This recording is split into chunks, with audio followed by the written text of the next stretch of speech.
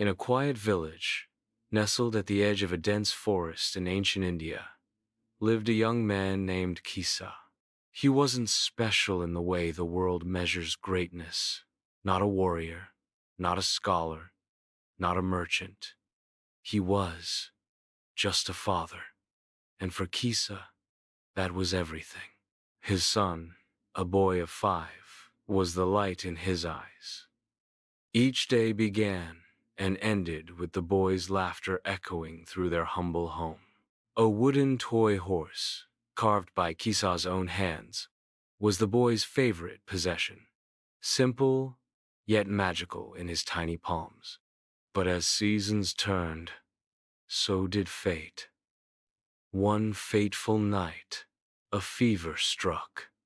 The kind that arrives without warning, burning everything in its path. Kisa held his son close, placing cool cloth on his head, whispering prayers into the dark, waiting for dawn to bring healing. But the sun rose only to find a silence too deep.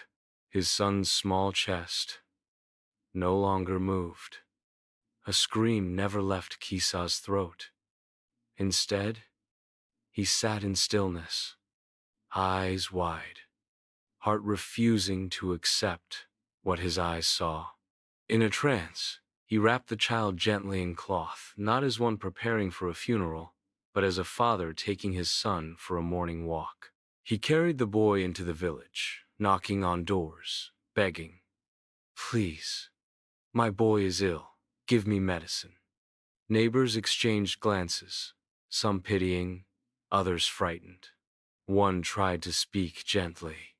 "Kisa, your son has passed." But Kisa refused to believe. He wandered to the next village and the next. Dust gathered on his clothes. Days passed. He would not eat. He would not sleep. Only one thought possessed him. Someone must have the medicine.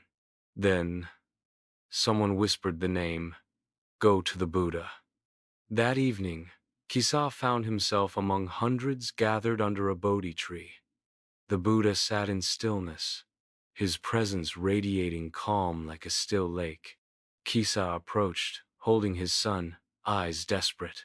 "Please, Master, they say you have the medicine to bring my child back." The Buddha looked at him deeply, not with pity, not with shock, but with a quiet compassion that pierced the heart. He spoke softly. "Yes, I can help you. But first, bring me a single mustard seed." Kisa's eyes lit up. "Yes, anything, Lord." The Buddha raised a hand. "But it must come from a home that has never known death." Kisa nodded eagerly and ran toward the village. The first house a kind old woman opened the door. "A mustard seed?" "Yes, I have many." But when he asked, "Has anyone here ever died?" her eyes clouded. "My husband, many years ago." He thanked her and moved on. The second house, a family of 5. They offered mustard seeds too, but we lost our daughter last year. House after house, door after door. He heard stories of mothers, brothers, friends, and grandparents lost. Tears, hushed silences, wounds still open. By evening, Kisa had visited dozens of homes, and though mustard seeds were plenty, he had not found a single home untouched by death. As he sat beneath a banyan tree at sunset, his eyes finally saw the truth his heart had resisted. Death was not a punishment. It was not a thief that had only visited him. It was a thread woven into the fabric of every life. And in that moment, Kisa laid his son's body gently on the earth. He wept, not just in sorrow, but in surrender. He returned to the Buddha, empty-handed, yet For the first time, his hands did not tremble. "Did you bring the mustard seed?" the Buddha asked gently. "Kisabo wet. No, Lord." Every house had known death. The Buddha nodded. "Then you now understand. Suffering is universal, but liberation begins with acceptance." Kisa did not return to his village. He stayed. He became a monk. Each morning he swept the temple grounds in silence, each stroke of the broom a prayer. He no longer sought to escape pain, he sought to understand it. Years passed, and Kisa became a teacher himself. But never did he speak from books. He taught from the scar of his loss, transformed into wisdom.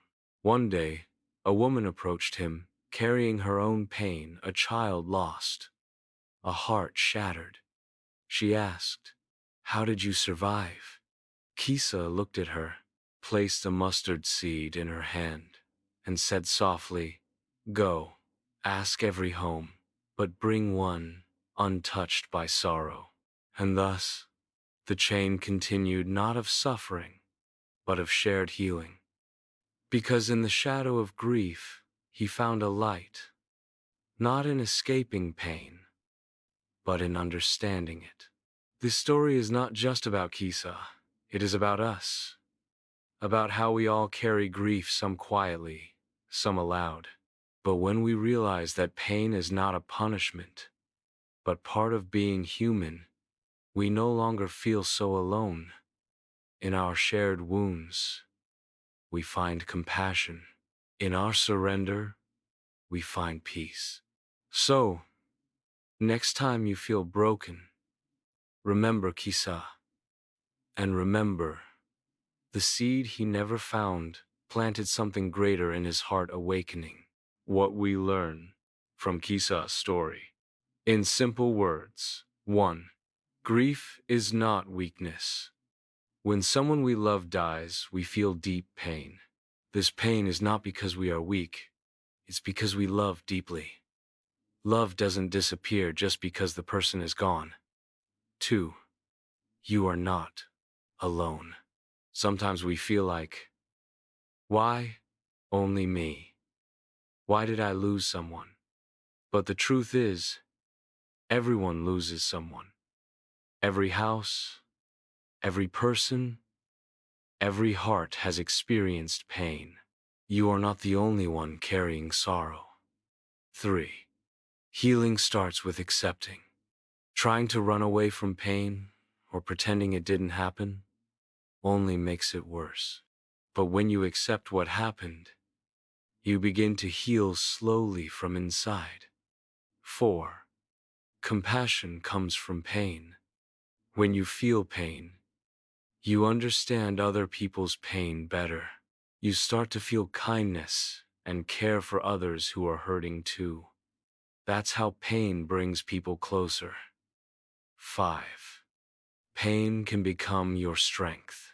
Just like Kisa used his pain to help others who are grieving, you can also use your pain to support someone else.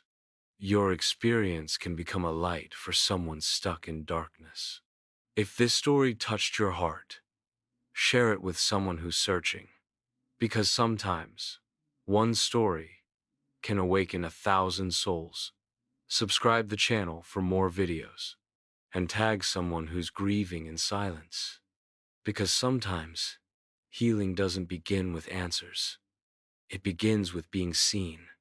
And remember, the seed Kisa never found became the wisdom that might save someone else today.